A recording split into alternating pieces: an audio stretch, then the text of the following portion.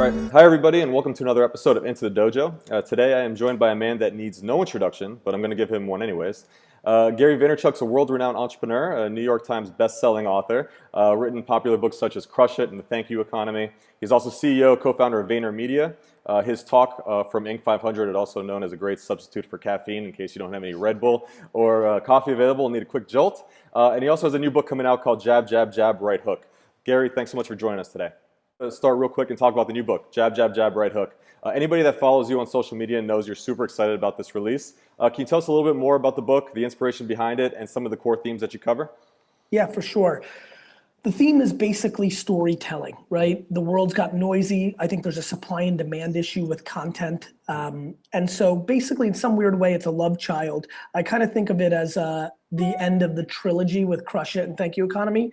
I feel like in some weird way, if there was a love child of those two books with a 2013 spin, it would be this book. One of the things I'm really proud of is I'm making it a utility as much as I'm making it a thesis. So one of the things I'm most excited about is there's 80, 90, 100, I'm trying to narrow it down right now, case studies on individual status updates on the social web.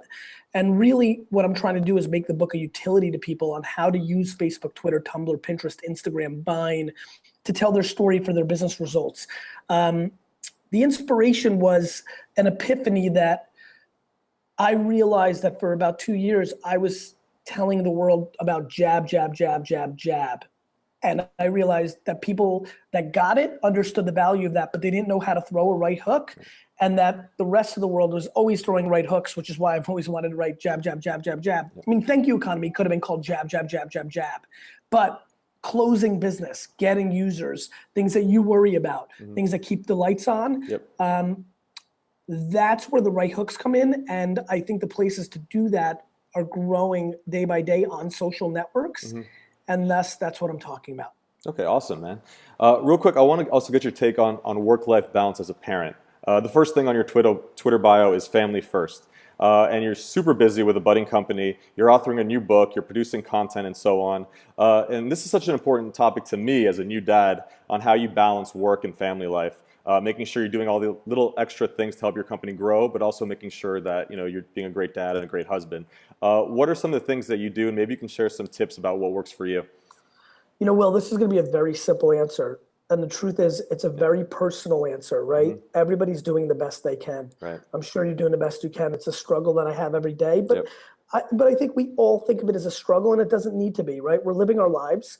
And, we're all, one thing that has worked for me is extremities. I'm all in on the weekdays and like all in on the reverse on the weekends. And I'm vacationing a lot more. So I think that I was half pregnant, like trying to run home and like give the kids a bath or, trying to schedule like, oh, I'll take this day off randomly on a Tuesday, but then it was stressful because there's so much going on.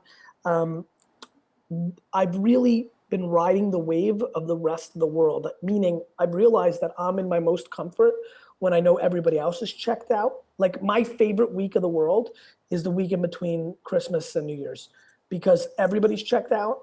And thus I've got a real calm of like being able to be checked out as well. So I don't think you should, as being a new dad, I'm sure you're dealing with this as you're a new dad of two things, right? Yeah, absolutely. Your family and of this product. I mean, Vaynermedia is only 1 week older than Misha. They're literally exactly the same age. And so it was super intense starting a new company and having a child at the same time, and you're going through that. I would tell you not to be crippled by the outside world's expectation or by your own internal expectation. You just can do the best you can do, and then you just move forward. Awesome, and that's great advice. And a lot of entrepreneurs nowadays, there's this concept of work-life balance, and I think what we're trying to do as entrepreneurs nowadays is more like work-life integration, where both of them are just kind of coexisting at the same time. And I know you do that all day. Like I see you posting on Vines. Sometimes you're hanging out with your daughter, and you're out to dinner with your wife. You're kind of like helping like integrate the two, so they're not competing against each other. Would you say that's a fair assessment? I would, but I will say something. Yes, the answer is yes to that. But on the flip side, I'm pretty focused. Like, for example, I never talk about business with my wife. So like I really, they're integrated because I'm a social creature and I happen to be a public, I put myself out to the public. So they're integrated that way. But on the flip side, I prefer having a huge line in the sand between talking. I mean, I never talk about business That's with good. Lizzie. Yeah. And you know, and by the way, some families have it where they do, and they love that, and it's awesome, and I commend them. Mm-hmm. For me, you know, I'm so interested in what the kids are doing and what our other family members are doing and just other things besides work. It's just a far more interesting conversation to me. But Lizzie loves it. Like anytime I do open up Yeah. or talk about stuff, she loves it. So, you know, you got to find your right mix.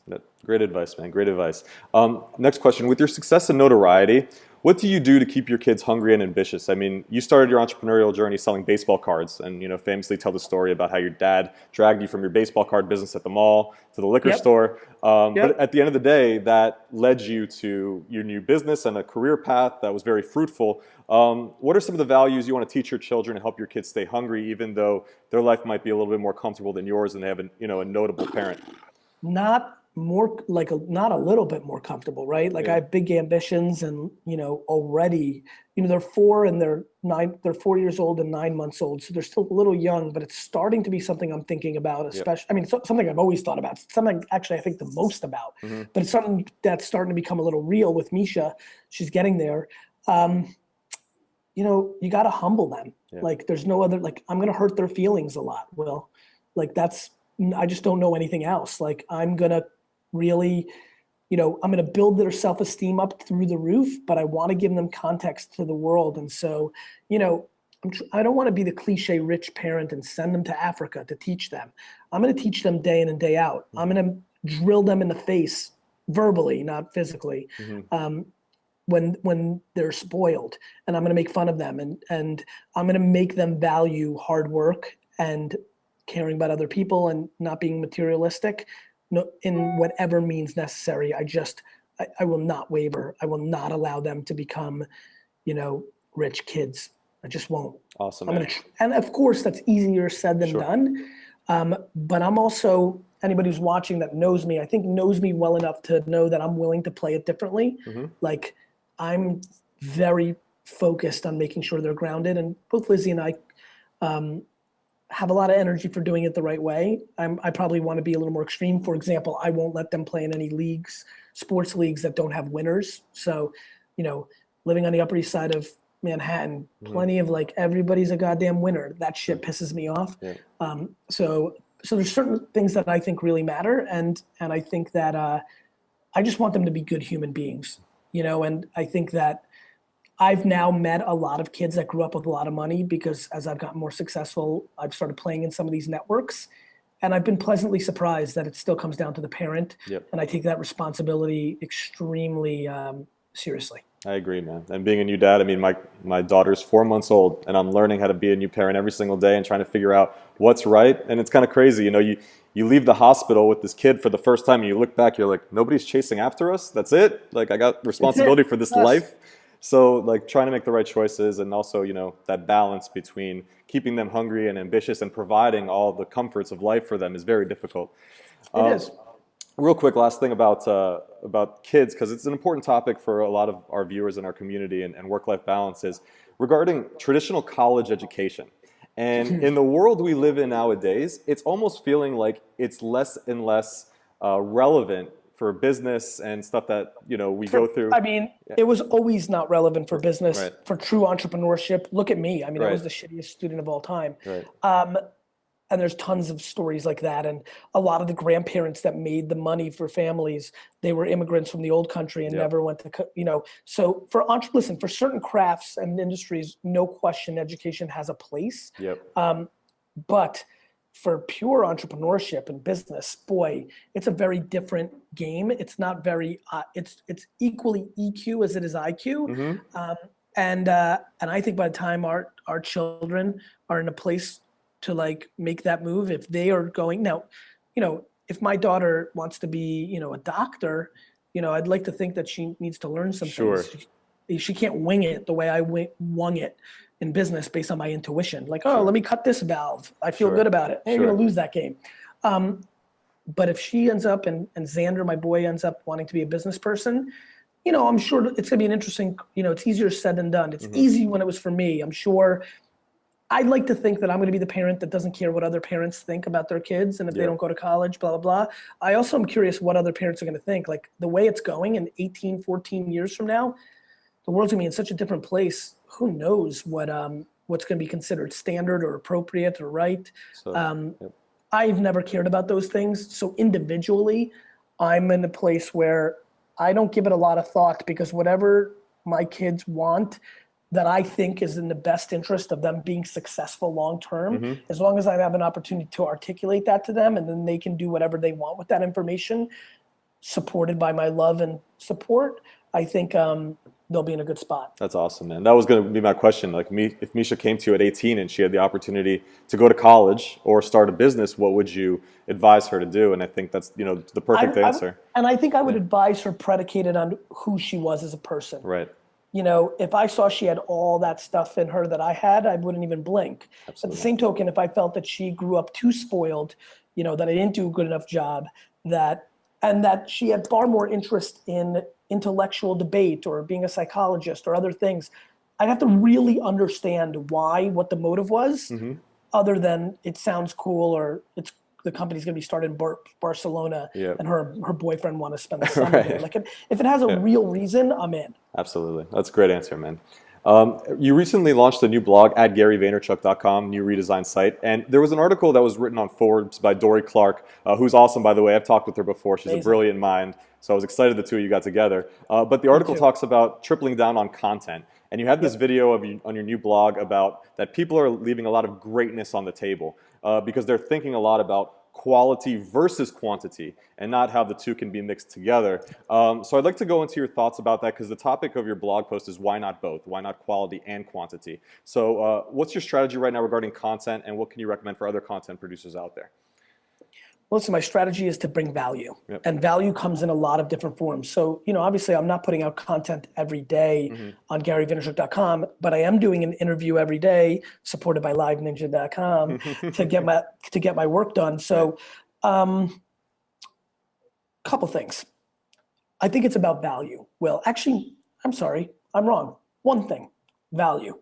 So why am I doing one interview a day? Let's talk about that for a minute. Right. Obviously you're very intimately aware of this, considering that we decided to use your platform to do this. I am doing it for one reason, because I want to bring value to one person per day, per time. The far majority of the people that are doing this series with me have little to no audience. I mean, some of these blogs are being made up just for the sake of them being able to spend 15 minutes with me. But how lucky am I? Instead of my people who are like, you're not getting the amplification, it's a waste of time, what's the ROI? I'm like, a human being started a blog because they wanted to spend 15 minutes with me. Awesome. Like, why can't I give them value in like one-on-one? So that's deep, not wide. But the overall thesis of that, and the overall thesis of what I believe in, is for a guy like me that's not that organized, and I think that for a lot of people that don't have infrastructure to capture every good thought, every opinion, everything they want to share in whatever the way they want. That's why Twitter is so great for people. They've been able to do that. I want to. I'm in the content business. I think everybody's in the content business. And I want to make sure that good ideas don't pass. And by creating somebody, he's not I did a bad job probably explaining it to Dory, because she's a hell of a lot better professional than I am. But having somebody in my life, Steve, who, might watch, he's going to watch this interview. And if he's like, wait a minute, that was really cool what you talked about, expand on that. Maybe we should do something with that. Oh, it's a good idea. Having that infrastructure, or calling me at the end of the day, anything cool happened today, anything you want to talk about. And 5 of the last 6 days I've said no. So it's not that I'm just putting it out there for the sake of putting it out there. This isn't an SEO play. But do I think that people are leaving greatness on the table? I do think that up 40 million people that have 400 million great things to say a year are getting lost by not investing in infrastructure, the tools, the mental wanting to do it. So yeah, I mean, if I didn't make a commitment, I wouldn't have made that video. Yep. Right? And then I wouldn't have said that line that people are leaving greatness on the table that I've already gotten 15 emails about of how much that's inspired them.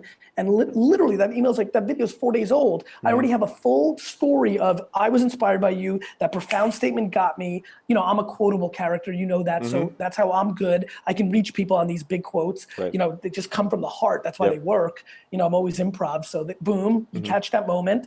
I had my moment. It affected somebody who just said to me that they wrote a blog post at like 1 a.m. because they woke up thinking something, they were inspired by my video, and that blog post just led to their biggest, 1 day later, led to their biggest contract in the history of their business. That's awesome, man. You know how amazing that feels? Yeah, amazing. Shit. Definitely, you know? Definitely, man. That's great. And that was the next thing I was going to get to, was just an update on the one Q&A a day thing, because everybody knows that you're a dude that's driven by gratitude. I mean, you know, if people that follow you on Twitter, you know, all of a sudden just in your stream, I just want to take a moment to say thank you to everybody that's following me. I mean, you do that kind of stuff. So I'm happy to hear that the one a day QA is going really, really well. I'm happy we were able to play a small part in it and bringing everybody together. So thank you very much, man. And real quick, one thing, if you can go back to it when it all started in your entrepreneurial journey, what's one thing you would tell yourself? One mistake that you made, and advice that you can go back and give yourself if you can do it all over again? And maybe something that could be helpful to people that are watching this as well. And you know, it's so funny. The answer is nothing. Yeah. But I want to force something out because I want to be helpful to people. We don't have to do that. If it's nothing, it's nothing. Well, that's the real, and I'm giving you the answer, right? You know, the answer is nothing because I'm very happy with where I am. You know, I've played to my strengths. I've done 78 million things wrong, but what if one of those things was right? But then because that was right, I was in Dallas and got hit by a bus. Like, you know, I don't look back. I can only, you know, I'm very cliche with that. I'm a massively looking forward kind of guy. You know, I'm happy, you know, I'm very happy. I mean, you know, there was a time when I thought going into the family business was a big mistake, that people would always think I wasn't as great as I thought I was because I had something to start with. But now I look back and I'm the positive, I'm a half full guy. And I would tell myself, everything you're about to do is going to be great. It's awesome, man. That's great to hear. And I think a lot of entrepreneurs, they should have that same mentality where take the bumps and the bruises along the way because it's part of the journey, right? It's part of the journey. Absolutely. So last question, man. It's no secret that your goal one day is to own the New York Jets, right? So if you own the Jets today and you were handed over the keys to the empire, what would the first thing you do as owner be? I would start a LiveNinja Q&A. This is not a joke. I would start a 1-hour Q&A with Jet fans every single day to make them know that, I mean, first of all, if it happened, let's talk in real terms, every Jet fan would feel very comfortable of the team and being in my hands. Yeah. Because I'd be one of them, right? So you wouldn't bring Tebow back?